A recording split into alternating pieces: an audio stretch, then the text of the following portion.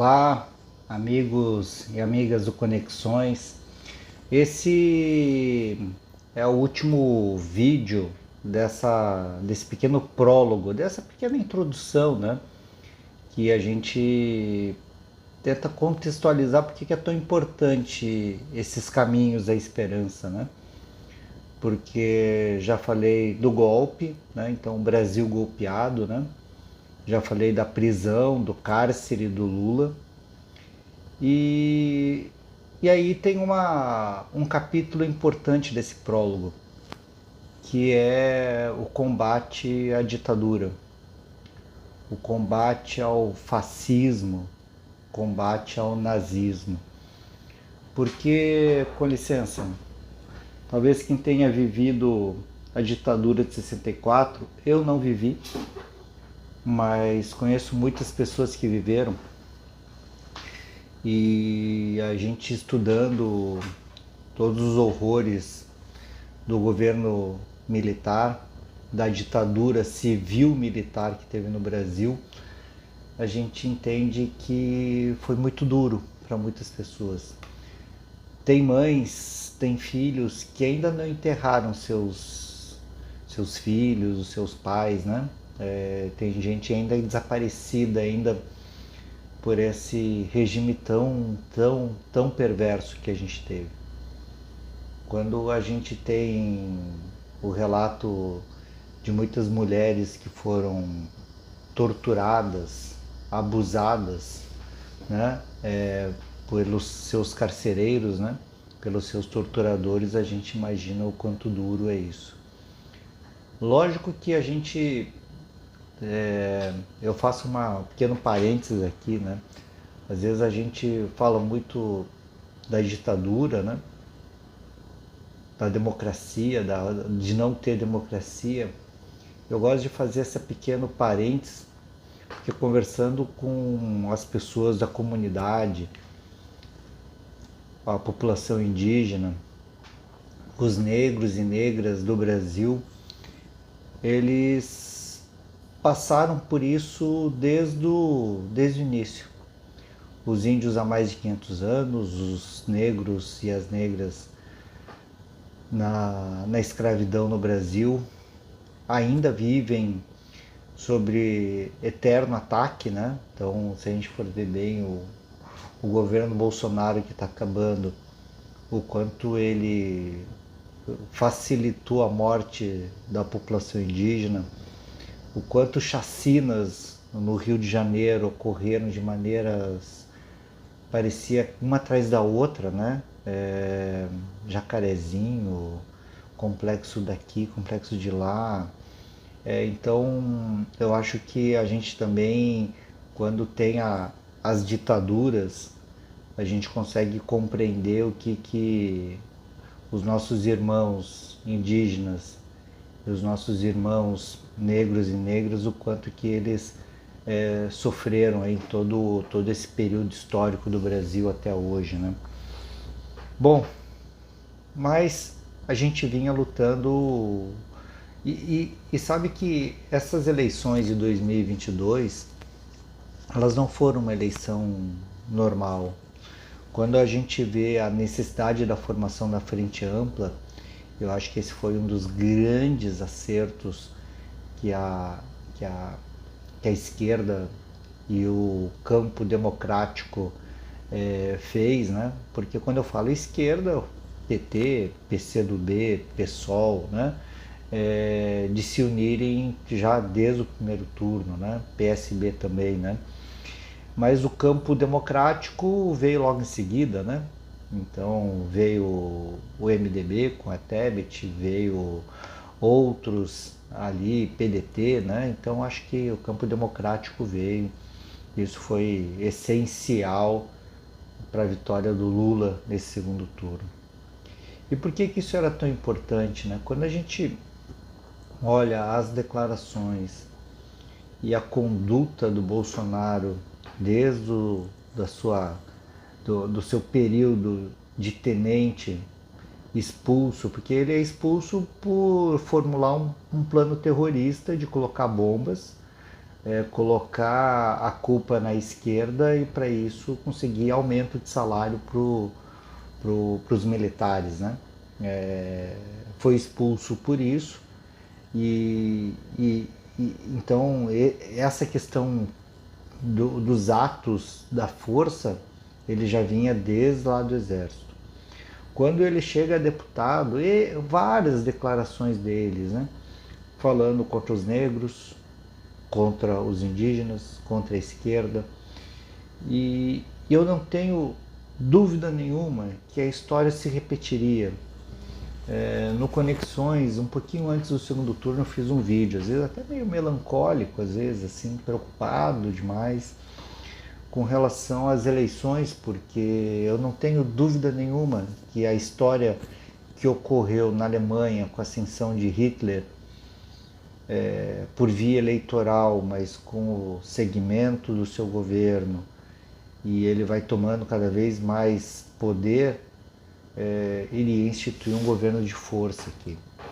Ele ia instituir um governo de força junto com as milícias armadas, porque a SS alemã era uma milícia, né? Uma milícia que originou da tal da SA, que é uma primeira milícia, e dessa milícia se torna tão forte que era mais forte que o próprio exército, era mais temida que o próprio exército alemão. Hoje no Brasil a gente tem mais CACs, que são os colecionadores, atiradores e caçadores, né? Esses CACs eles têm mais armas do que toda a polícia militar do Brasil todo. Então é uma força enorme. Então esses milicianos teriam uma força cada vez maior. Eles ainda têm. A gente tem que estar preocupado. Os últimos atos terroristas do lado George Washington brasileiro, o terrorista brasileiro, que é só o boi de piranha, né? O bode expiatório, não é nem boi de piranha, é o bode expiatório mesmo. Ele era um CAC, então mostra como eles estavam agindo. Mas além disso, tinha uma dominação em cima do Congresso Nacional, a possibilidade dele indicar novos ministros, né, que quem vai indicar agora vai ser o Lula. Então, se ele indicasse os ministros dominando o judiciário, né, dominando o legislativo, tendo as forças armadas e milícia, ele repetiria todo o horror que os nazifascistas fizeram na Alemanha. Então, por isso que essa é uma eleição que foi essencial, que era a eleição das nossas vidas. Então, esse é um capítulo importantíssimo na história do Caminhos da Esperança, mas é um capítulo essencial na história do Brasil. E também na história da humanidade, né, da sociedade, porque quando a gente olha o mundo inteiro olhando para o Brasil, prestando atenção no que acontecia, é porque eles sabiam que o Brasil já é um país que tem influência, uma influência não dura, não forte como os Estados Unidos ou a Rússia com seu poderio militar, mas é uma liderança de um soft power, de um jeitinho brasileiro de ser, né? Dessa forma onde a gente dialoga, que a gente conversa e que o mundo estava sentindo falta disso. Então é uma eleição que ela é importante para toda a sociedade mundial, brasileira, essencialmente porque nós aqui do Brasil queríamos sofrer muito, tá? A gente ia ter que realmente sofrer na pele muito disso. Tá? E ele é o capítulo que encerra o prólogo. Ele encerra essa introdução, porque a partir dessa eleição, essa dura eleição, que foi a vitória mais importante, a mais difícil, e que a gente tem que se orgulhar dela, porque quando a gente joga com um outro time, eu sempre falo, né, eu sou corintiano e o último título mundial, né, das Américas que o Corinthians ganha do Chelsea, o Corinthians com um time se a gente for olhar nome por nome, muito menor que o Chelsea. O Chelsea era um super time com estrelas do mundo todo, né? E que a gente é massacrado o jogo inteiro, com defesas maravilhosas do nosso goleiro, e a gente faz lá e ganha de 1-0. Esse 1-0 foi goleada, uma goleada histórica, uma vitória que para mim eu não consigo esquecer isso. E assim foi a vitória do Lula. Essa pequena diferença que a gente teve, depois a Polícia Rodoviária Federal bloqueando blitz para que eleitores do Nordeste não fossem votar, para liberação de auxílio emergencial, de empréstimo consignado, de compra de voto, das igrejas neopentecostais fazendo o papel de cabo eleitoral, do uso de toda a máquina que o governo usou de uma forma nunca antes vista nesse país. Ganhar dessa forma foi uma goleada. E ganhar essa eleição, então, a gente tem que ter um orgulho, porque além de ganhar a eleição das nossas vidas, da história do Brasil e do mundo, a gente também construiu uma vitória enorme, gigantesca. E essa vitória encerra aqui esse prólogo, que foram 3 vídeos para a gente entender um pouco por que essa viagem é tão importante.